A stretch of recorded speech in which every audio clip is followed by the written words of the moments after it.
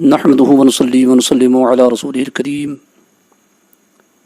أما بعد فأعوذ بالله من الشيطان الرجيم بسم الله الرحمن الرحيم قالوا يا مريم لقد جئت شيئا فريا يا أخت هارون ما كان أبوك امرأ سوء وما كانت أمك بغيا فأشارت إليه قالوا كيف نكلم من كان في المهد صبيا قال إني عبد الله آتاني الكتاب وجعلني نبيا صدق الله العظيم وصدق رسوله النبي الكريم الصلاة والسلام عليك يا رسول الله الصلاة والسلام عليك يا نبي الله وعلى آلك وأصحابك يا حبيبي يا رسول الله صلی اللہ تعالی علیہ وسلم۔ یا الہی رحم فرما مصطفیٰ کے واسطے، یا رسول اللہ کرم کیجیے خدا کے واسطے، مشکلیں حل کر شہ مشکل کشا کے واسطے، کربلائیں رد شہید کربلا کے واسطے، قادری کر قادری قادریوں میں اٹھا قدر عبد القادر قدرت نما کے واسطے۔ یا الہی ہم کو با ایمان دنیا سے اٹھا میرے آقا حضرت احمد رضا کے واسطے۔ سامعین محترم، آج رمضان شریف کی 11ویں تاریخ ہے اور الحمدللہ تراویح سناتے ہوئے 11ویں تراویح میں 16واں پارے کی تلاوت تراویح کی رکعتوں میں کی۔ تلاوت کے درمیان تراویح پڑھاتے وقت 16واں پارے کی یہ 27 نمبر آیت سورہ مریم کی جب تلاوت کی تو کچھ مضمون اور کچھ واقعہ ذہن میں آیا۔ میں نے بہتر سمجھا کہ اسے میں اپنے انداز میں قرآن و حدیث کے حوالے سے بیان کر دوں تاکہ اس کو سننے کے بعد آپ کے ایمان اور عقیدے میں انشاءاللہ پختگی آئے اور وہابیہ دیابنا اور تمام بد عقیدوں کے الٹے سیدھے نظریات کا جواب بھی آپ کے سامنے آ جائے۔ سامعین محترم، مولوی عبدالشکور کاکوری نام کا ایک وہابی ہے جس نے ایک کتاب لکھی مختصر سیرت نبویہ۔ اس کتاب میں اس نے لکھا ہے کہ 40 سال تک حضور سرور کون مکان صلی اللہ علیہ وسلم کو اپنے نبی ہونے کا بھی پتہ نہیں تھا، معاذ اللہ۔ اس نے یہ بھی لکھا کہ 40 سال کی عمر شریف تک حضور سید عالم صلی اللہ علیہ وسلم کو یہ بھی معلوم نہیں تھا کہ قرآن پاک کیا ہے، کتاب الہی کیا ہوتی ہے، معاذ اللہ۔ اس نے اپنی کتاب اسی سیرت مختصر سیرت نبویہ میں یہ بھی لکھا کہ حضور صلی اللہ علیہ وسلم کو 40 سال کی عمر شریف تک ایمان باللہ کی حقیقت بھی معلوم نہیں تھی، معاذ اللہ۔ تو یہ ہیں وہابیوں کے گھٹیا عقیدے۔ اس میں ہمیں کیا شکوہ، اس سے بھی بدترین قسم کی باتیں سے ان کی کتابیں بھری ہوئی ہیں۔ اللہ تعالی ہر سنی کی ان کے غلط عقیدوں سے حفاظت فرمائے۔ جب میں تراویح میں اس آیت مبارکہ کی تلاوت کر رہا تھا تو ذہن میں آیا کہ کچھ باتیں بیان کی جائیں۔ تراویح کے بعد مختصر تفسیر بیان کرنے کی عادت ہے الحمدللہ، مگر اس سال لاک ڈاؤن ہونے کی وجہ سے مسجد میں زیادہ نمازی نہیں ہے، اس وجہ سے مسجد میں تو بیان نہیں ہوا، مگر میں یہ موبائل کے ذریعے آپ تک یہ پیغام پہنچا رہا ہوں۔ اسے غور سے سنیں اور دوسروں تک بھی پہنچانے کی کوشش کریں، کیونکہ یہ اسپیشلی طور پر عقیدے والی بات ہے۔ وہابیوں کا عقیدہ یہ ہے کہ 40 سال کی عمر میں حضور صلی اللہ علیہ وسلم کو نبوت ملی، اور اہل سنت والجماعت کا عقیدہ یہ ہے اور کل بھی تھا اور آگے بھی رہے گا کہ اللہ کے رسول صلی اللہ علیہ وسلم کو 40 سال کی عمر شریف میں نبوت نہیں ملی، بلکہ میرے مصطفیٰ نے اس عمر شریف میں اپنے نبی ہونے کا اعلان فرمایا ہے۔ میرے آقا علیہ الصلوۃ والسلام تو دنیا میں تشریف لانے سے پہلے بھی نبی تھے۔ حدیث میں یہ باتیں موجود ہیں، میں اس کی تفصیل میں نہیں جانا چاہتا۔ اللہ کے رسول صلی اللہ علیہ وسلم کی بہت مشہور حدیث پاک ہے، آقا کریم صلی اللہ علیہ وسلم نے ارشاد فرمایا، کنت نبیا و آدم بین الماء والطین، میں اس وقت بھی نبی تھا جب آدم علیہ الصلوۃ والسلام پانی اور مٹی کے درمیان تھے. یقیناً میرے مصطفیٰ علیہ الصلوۃ والسلام سب سے پہلے نبی، دنیا میں تشریف لانے کے اعتبار سے تو آخری نبی ہیں، مگر پیدائش کے اعتبار سے اللہ نے سب سے پہلے مصطفیٰ جان رحمت صلی اللہ علیہ وسلم ہی کو پیدا فرمایا. اور آقا کریم صلی اللہ علیہ وسلم دنیا میں تشریف لانے سے پہلے بھی نبی تھے. مگر ان لوگوں کی عقیدے کی کیا بات کریں، سر سے لے کر پیر تک جس میں بے ادبی کوٹ کوٹ کے بھری ہے، ان بدتمیزوں کی بات کیا کریں. بہرحال اس آیت مبارکہ کو دیکھیے، یہ سورہ مریم ہے. حضرت عیسیٰ علیہ الصلوۃ والسلام کی پیدائش کا واقعہ اس میں بیان فرمایا گیا کہ اللہ تبارک و تعالی نے حضرت مریم رضی اللہ تعالی عنہا کی طرف حضرت جبریل امی کو بھیجا، اور وہ شکل انسانی میں حضرت مریم کے پاس تشریف لاتے ہیں. حضرت مریم انہیں اچانک دیکھ کر کے ڈر جاتی ہیں. پھر انہوں نے حضرت جبریل امی نے ارشاد فرمایا انما انا رسول ربک، میں تیرے رب کی طرف سے بھیجا گیا ہوں تاکہ میں تجھے ایک بیٹا عطا کروں. سامعین محترم، اب دیکھیے اس آیت مبارکہ میں بھی تبصرہ کیا جا سکتا، مگر میں کچھ اور بیان کرنا چاہتا ہوں. المختصر حضرت مریم رضی اللہ تعالی عنہ کی گریبان میں یا آستین میں حضرت جبریل امین نے پھونک ماری تو حضرت مریم حاملہ ہوتی ہیں، یعنی آپ کی شکم مبارک میں اللہ کی پیارے نبی حضرت عیسیٰ علیہ الصلوۃ والسلام جلوہ فرما ہوتے ہیں. اور چند لمحوں کے بعد حضرت مریم رضی اللہ تعالی عنہا کے یہاں حضرت عیسیٰ علیہ الصلوۃ والسلام کی پیدائش ہوتی ہے. پھر حضرت مریم رضی اللہ تعالی عنہا اپنے بیٹے کو لے کر، حضرت عیسیٰ علیہ السلام کو لے کر اپنی قوم کی طرف تشریف لاتی ہیں. حضرت مریم رضی اللہ تعالی عنہا کنواری تھیں، آپ کی شادی نہیں ہوئی تھی. ظاہر سی بات ہے کہ کنواری لڑکی اگر ماں بن جائے تو قوم میں یہ باتیں تو اٹھتی ہی ہیں. حضرت مریم رضی اللہ تعالی عنہا جب اپنی قوم کے پاس تشریف لاتی ہیں، قوم نے آپ کے گود میں ایک خوبصورت بچہ دیکھا تو طرح طرح کے سوالات پیدا ہوئے. کچھ لوگوں نے الٹا سیدھا بولنے کی کوشش کی، مگر رب کی طرف سے قہر نازل ہوا. المختصر حضرت مریم سے لوگوں نے پھر پوچھا، اور جو پوچھا قرآن مبارک نے ان کی بولی کو بیان فرمایا ہے. ارشاد فرمایا اللہ نے، 27ویں نمبر کی آیت ہے یہ سورہ مریم کی. اللہ نے فرمایا فَأَتَتْ بِهِ قَوْمَهَا تَحْمِلُهُ، اس کے بعد وہ لے آئیں بچے کو اپنے قوم کے پاس. یعنی حضرت مریم اپنے نور نظر حضرت عیسیٰ علیہ الصلوۃ والسلام کو لے کر قوم میں تشریف لاتی ہیں. تو قوم نے جب دیکھا تو قوم پکار اٹھی، قوم پکار اٹھی یا مریم، اے مریم لقد جیتی شیئا فریا، اے مریم تو نے بہت برا کام کیا. اب آپ سمجھ لیجئے یہ کس کام کو برا کہہ رہے ہیں، کیونکہ آپ کنواری تھیں اس لیے وہ ایسا بول رہے تھے. پھر انہوں نے کہا، قرآن نے ان کی بولی کو بیان فرمایا یا اخت ہارون، قوم نے کہا یا اخت ہارون، اے ہارون کی بہن، ما کانا ابوک امرأ سوء وما کانت امک بغیہ، یعنی نہ تیرا باپ برا آدمی تھا اور نہ تیری ماں بد چلن تھی. اے مریم، کہنے کا مطلب یہ ہے کہ تمہارا خاندان تو بہت شریف اور عالی نسب تھا، تمہارے ہاں تو یہ سب چیز ہوتی نہیں تھی. مطلب یہی تھا کہ تم کنواری ہو، بچہ کہاں سے ہو گیا.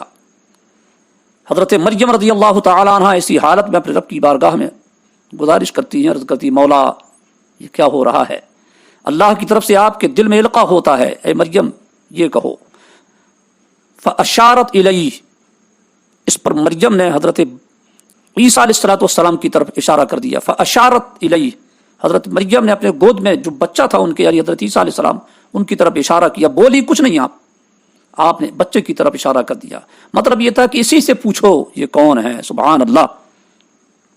اب جب قوم نے یہ دیکھا تو قوم بولتی ہے قالوا کیف نکلم من کان فی المہد صبیا، ہم کیسے بات کریں جو ابھی پالنے میں ہے. مطلب یہ تھا کہ مریم یہ دودھ پیتے بچے سے، اس پالنے میں لیٹنے والے بچے سے ہم کیسے بات کریں. سبحان اللہ. روایت میں آتا ہے کہ حضرت عیسیٰ علیہ الصلوۃ والسلام اپنی والدہ کے گود میں تھے، دودھ پی رہے تھے. سبحان اللہ.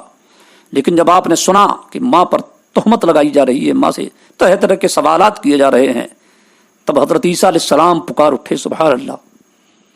قرآن پاک میں حضرت عیسیٰ علیہ السلام کی بولی کو رب نے بیان فرمایا قال انی عبد اللہ. حضرت عیسیٰ علیہ السلام پکار اٹھے، میں اللہ کا بندہ ہوں. سبحان اللہ. حضرت عیسیٰ علیہ السلام نے پکارا میں اللہ کا بندہ ہوں. یہ نبی کا غیب دیکھیے, آپ دیکھ رہے تھے, جان رہے تھے کہ آنے والے وقت میں میری قوم مجھے ابن اللہ کہے گی, خدا کا بیٹا کہے گی.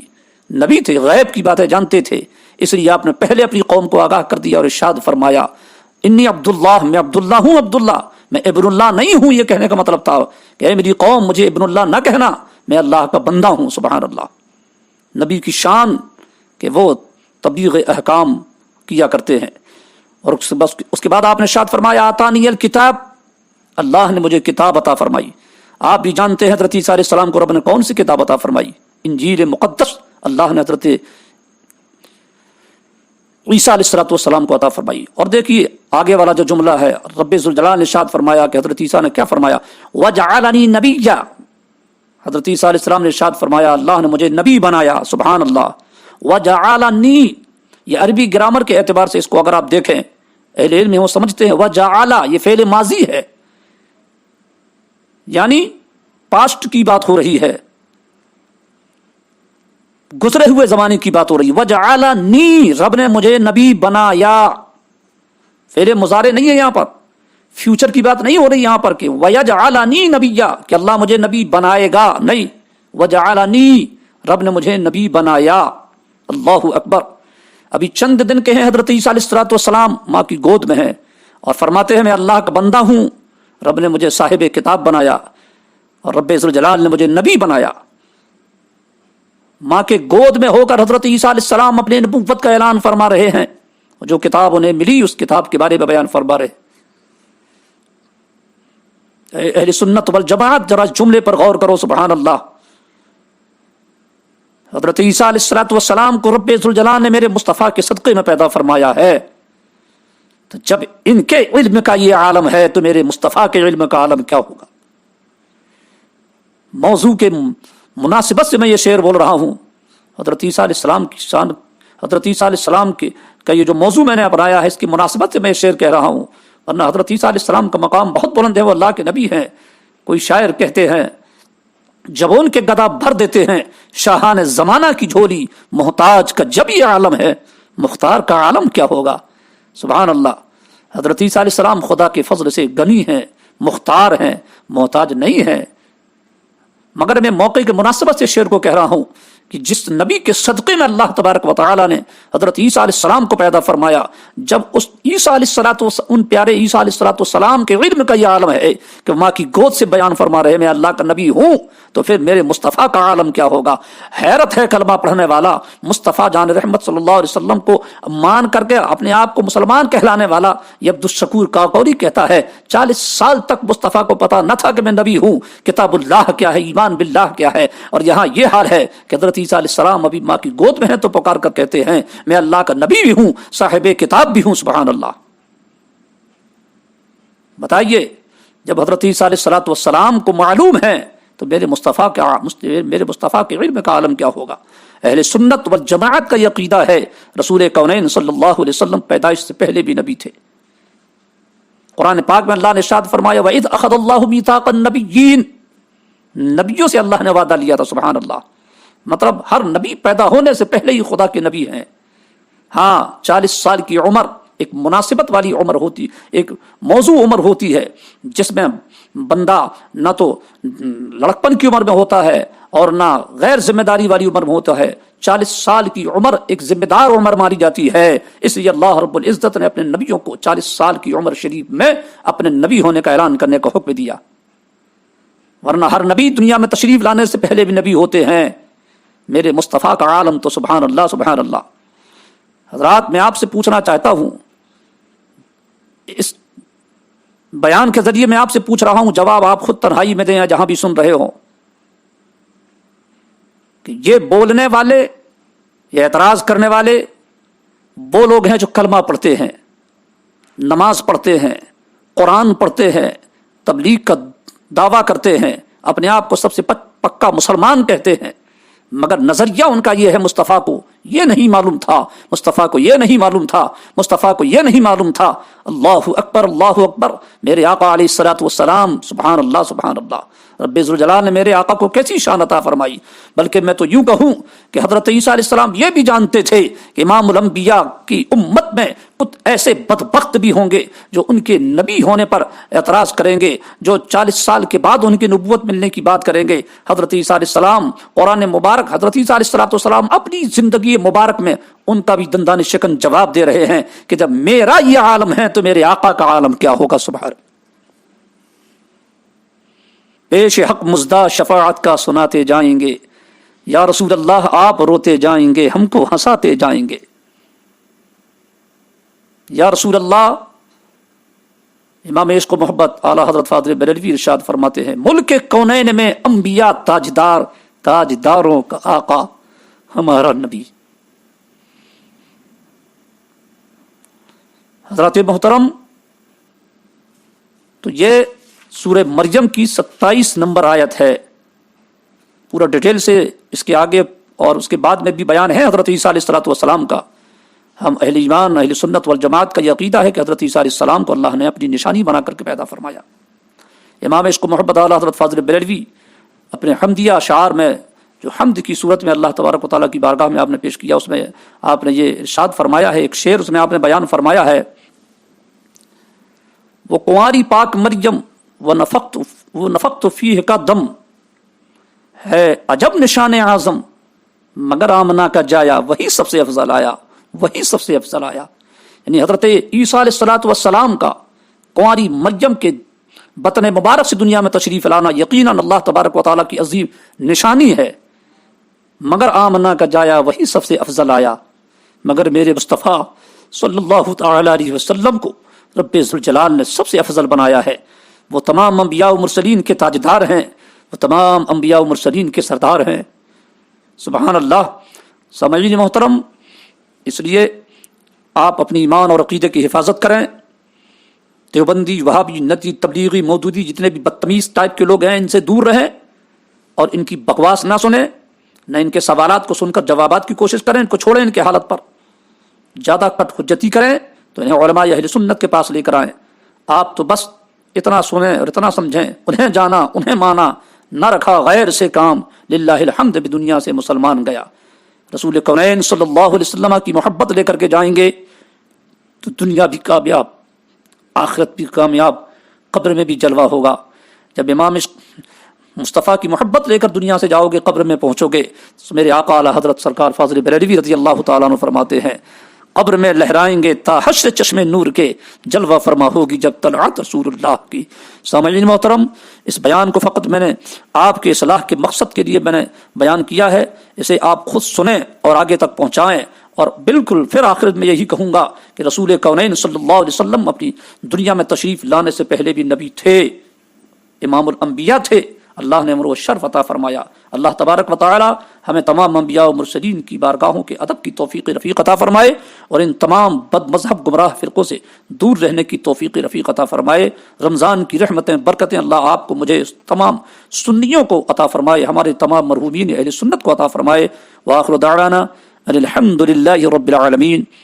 خاک پائے اعلیٰ حضرت حافظ محمد فرید قادری رضوی۔ السلام علیکم۔